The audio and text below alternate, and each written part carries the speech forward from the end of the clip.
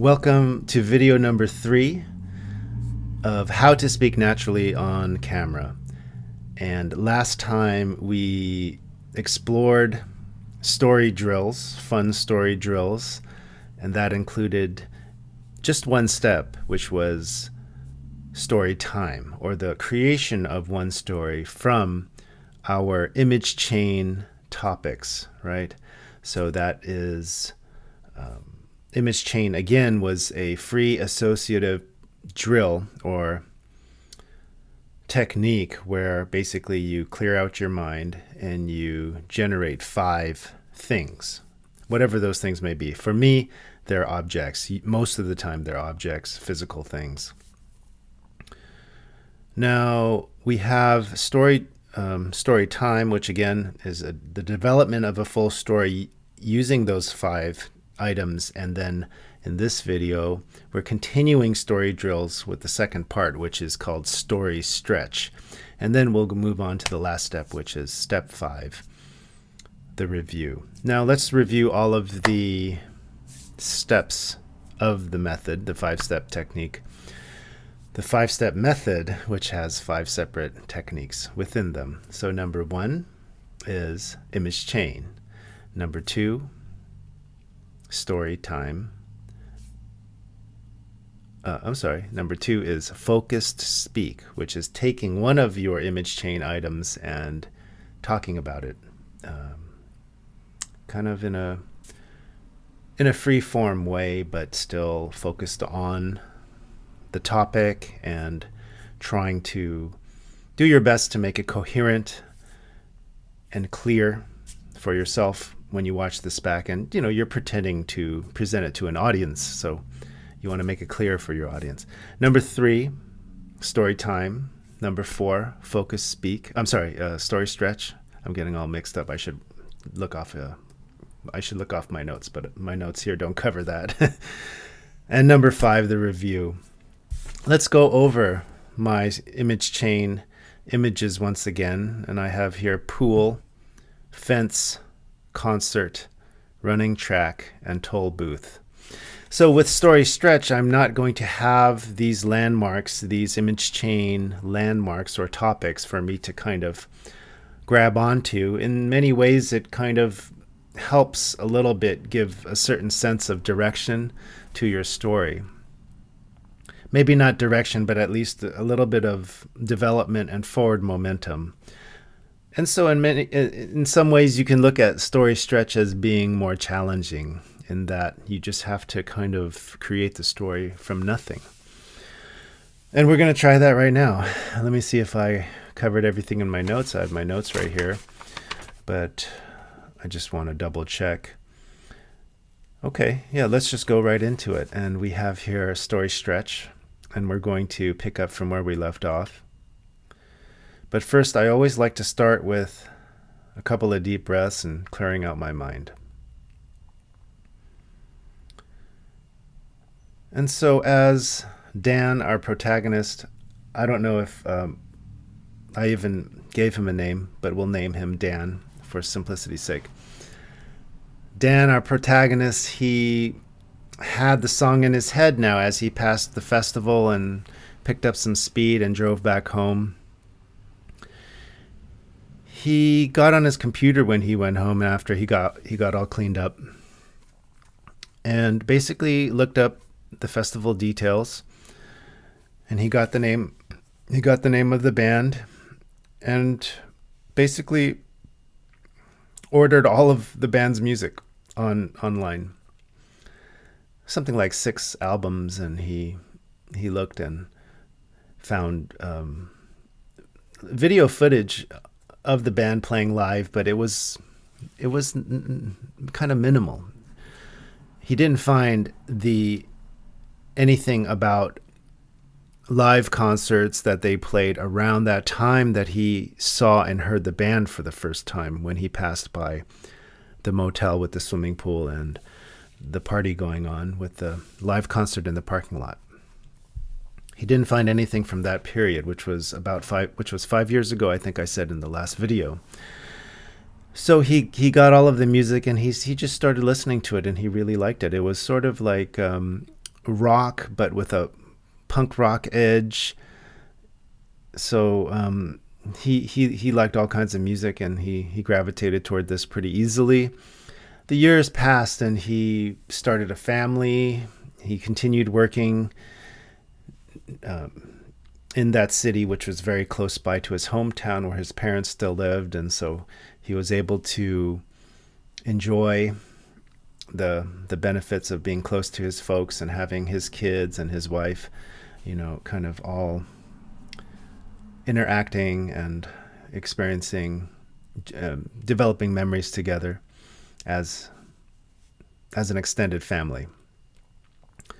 So one day when his kid was a teenager, was curious about this band, these records that his dad would play every once in a while.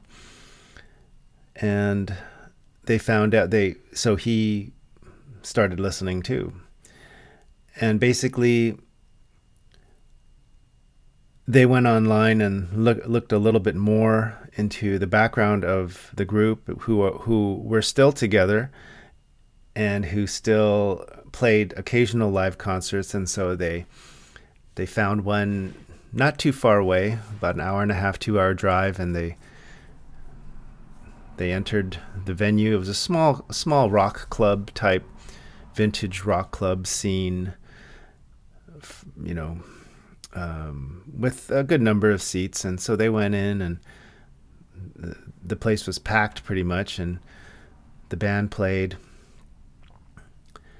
Afterwards, the dad asked the people kind of guarding the stage, or the officials, I don't know what you call them, but the roadies or the people, helping the band out, if he and his son could go and maybe talk to one of the band members. And so they walked back, and the drummer, the guy let him on stage, and the drummer, who was probably in his 60s now, was putting away his gear. And then they started talking, and the drummer's like, hey, we're going to be hanging out just, after all the people leave, we're going to be eating here just at that table right there. So why don't you join us? So they all sat down together and ate some dinner.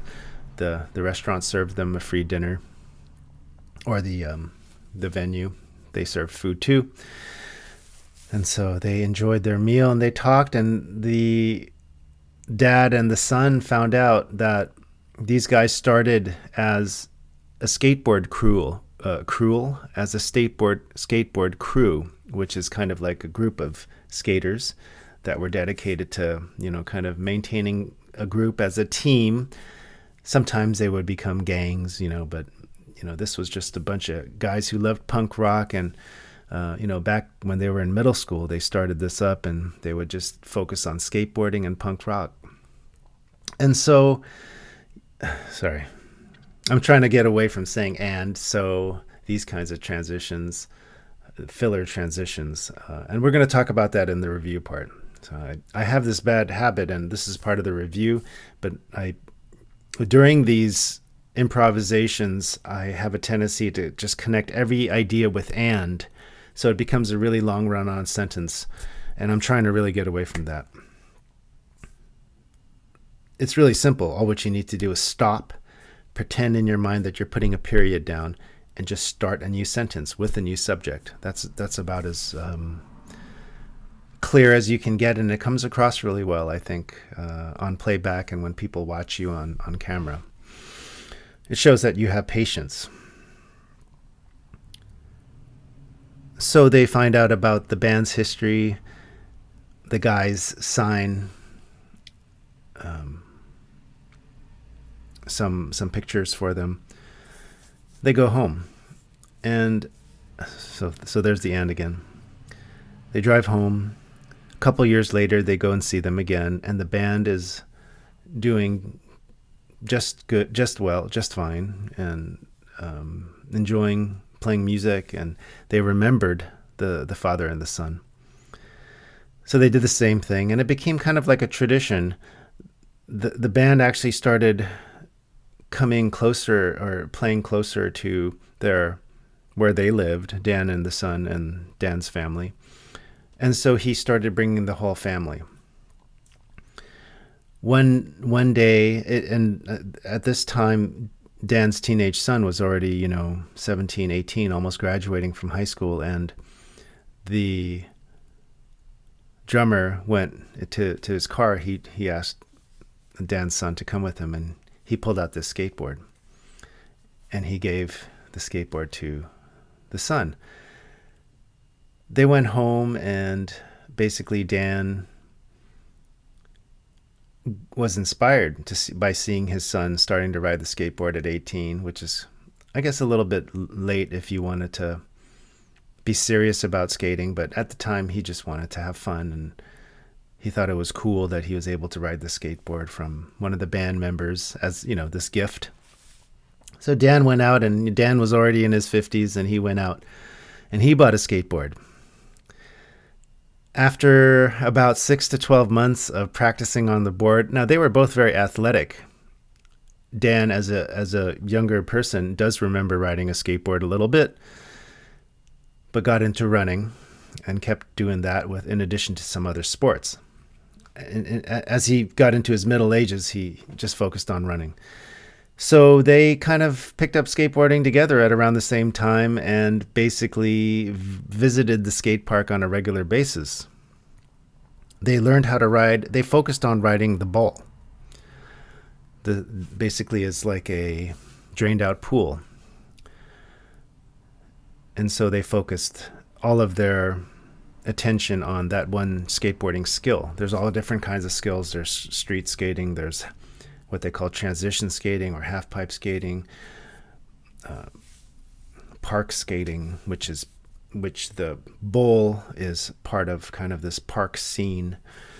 So not necessarily. I'm just providing a little bit of background information. You can go and focus just on swimming pool bowl skating by literally, riding in abandoned pools or draining pools and riding in them. It doesn't have to be a skateboard bowl at a park, or a emulated swimming pool. So I'm going off on an aside, sorry. I don't even know if that's the right phrase, emulated swimming pool. It's just a bowl. A bowl is a bowl at a skateboard park. But they're there at the bowl, and they are skating it, and they get better and better, and they slam, and they have to deal with injuries, and 4 or 5 years pass, and they're both pretty good. Of course, the 18-year-old is able to do more. He's 23 now. Dan is in his mid-50s. But they're ripping, as skateboarders would say. And they get a little bit of a following. They start listening to music when they're at the skateboard bowl, and they love putting on the records of this group.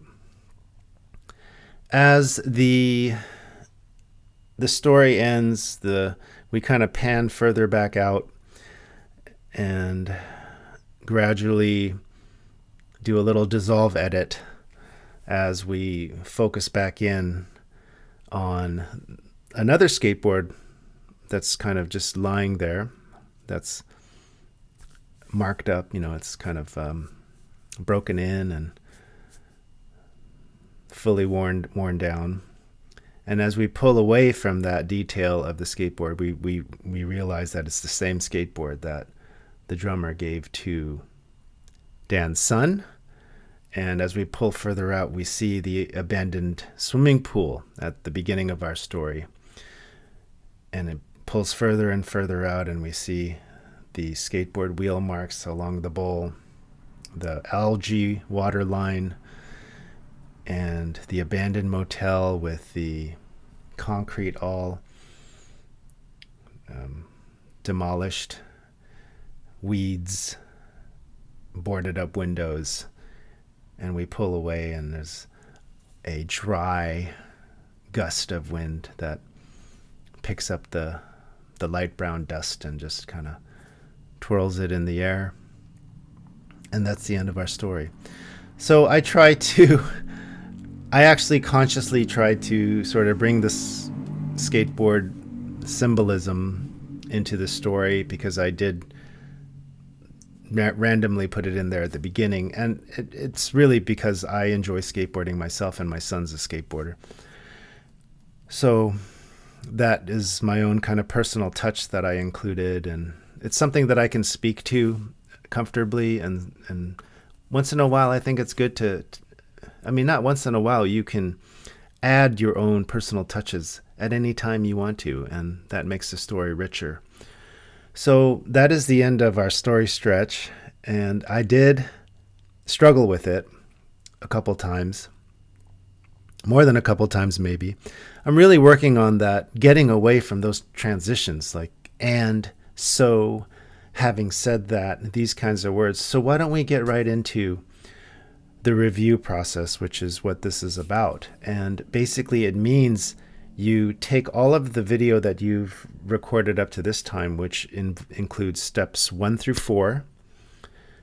And it is a big chunk of time, even if it's just 5 minutes each.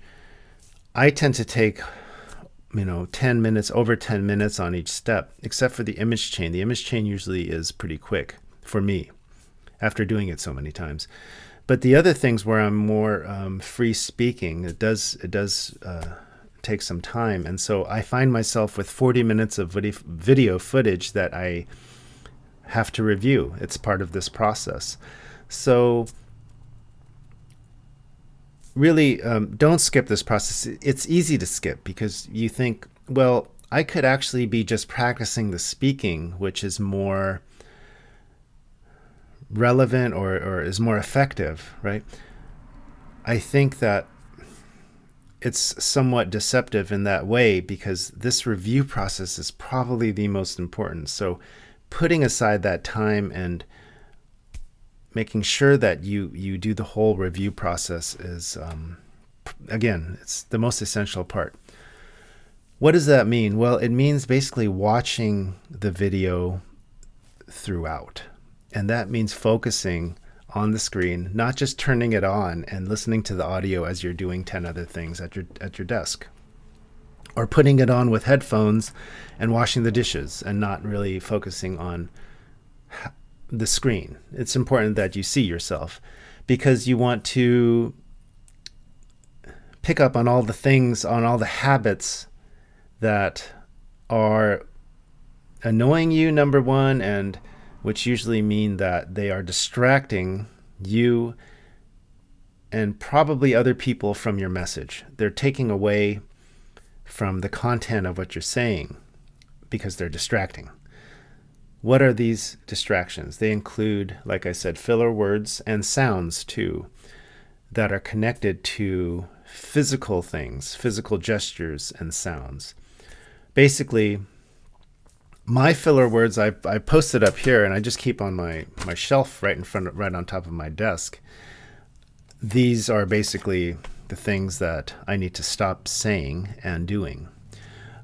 And that basically includes, like I mentioned before, so, and, right. Having said that, I'm looking right at the list. I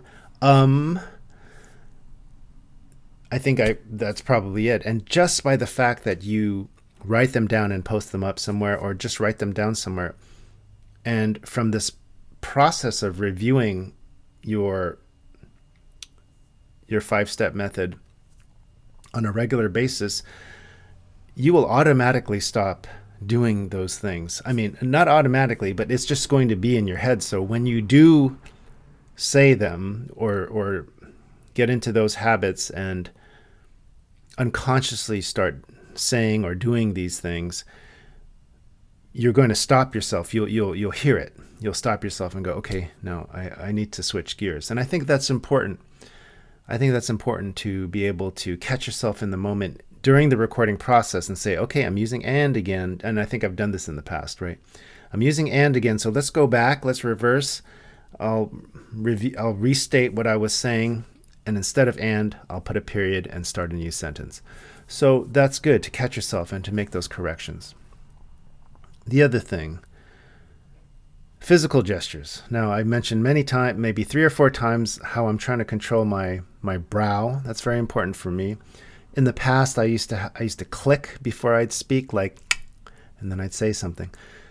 And that was totally unconscious. I had no idea I was doing it until I saw the playback. And I stopped doing it because it was one of the easier ones for me to pull back from. The other thing, the two other major things that I've really improved and I'm happy to say I've kind of solved are my breathing and swallowing techniques, which is basically doing them efficiently, quickly, doing them so my microphone doesn't pick them up. In other words, doing them quietly, efficiently, and quietly. I think those are the two keys. You learn how to breathe quickly, and you learn how to swallow without coming across on the mic, or without it coming across on the mic. For me, breathing through my mouth is very good because you can hear more sound when I breathe in and out of my nose. It does take practice, and it's just a mindset, like when I press record, I kind of get into a different mindset, and I'm a little more, it's just kind of performance mode, and I'm a little more aware of certain things, not so much consciously, but in the back of my head, and I'm more careful. It's kind of like tippy-toeing around certain things, but the more you do it, the more natural it feels, just in terms of, like, for example, I'm controlling my breathing and my swallowing. When the camera is off, I don't really do it as much. I don't want to annoy other people when I'm talking to them on the street. So I think I get back into that mindset or that frame of mind where, okay, I'm performing, I'm talking to someone, I'm performing in front of their camera, I'm performing speaking to my son or my wife. So I need to be clear, and I need to be pleasant to a certain extent, or I need to be pleasant, not to a certain extent, but I think it's good to be pleasant, even if, you have challenging things you need to talk about. So these are performance times, and for me, I get into that mode of, being able to control my breath, my swallowing, my clicking, my brow. So these things you see and hear in the review process. It's very important. Just by doing that, even without writing anything down, just by watching yourself and seeing your habits, and not even making an effort to remember them, because you will internalize them, and you will be able to move away from them gradually as you do more of this. So that is step 5, and a couple other things regarding step 5. Watch yourself back without judgment. It's easy to be hard on yourself. It is, cringeworthy? It's very cringe to watch yourself back. This is how you learn, though. This is how you get better. So be easy on yourself. Just know that with practice, if you do this every day for 5 minutes, even if it's not every day, do it every other day for 5 minutes. Go through the steps of the method and the technique. You will improve with practice. Celebrate your small wins and know that the repetition is enabling those. Embrace your style. Be natural. Be yourself. You don't have to think about being yourself. You just start talking, and your personality will emerge. It's good to emulate other people too, but even if you decide to emulate other people, make a conscious effort to maybe add or just take one thing or two things from someone else's approach, maybe something they say, right? And just know that the idea isn't to copy, right? It's just to emulate, to enable your own voice to emerge over time. So I think I'm just looking down at my notes again. I think I covered everything I wanted to. If I need to recap all 5 steps, I think I should. I will recap all 5 steps. We had number 1, image chain. Number 2, focus speak. Number 3, story time. Number 4, story stretch. Number 5, review. This is video number 3, the final video of our discussion about how to speak naturally on camera. We covered in this video story stretch and the review process. Let's see. I think I covered everything I wanted to do. Again, I'm here As a beginner, like many of you, I have found that this technique has really helped me through regular practice. Every day I do a little bit. I have a backlog of so many sessions that I need to do the review process more, and so just by doing this video, it's reminding me to prioritize that. But you have to balance out the review process, which is, again,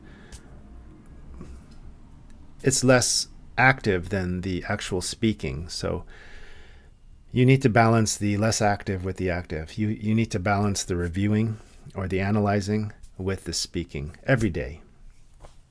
It is a little hard, but you can, over time, you don't have to be perfect, but just try to review as much as you can, try to speak as much as you can.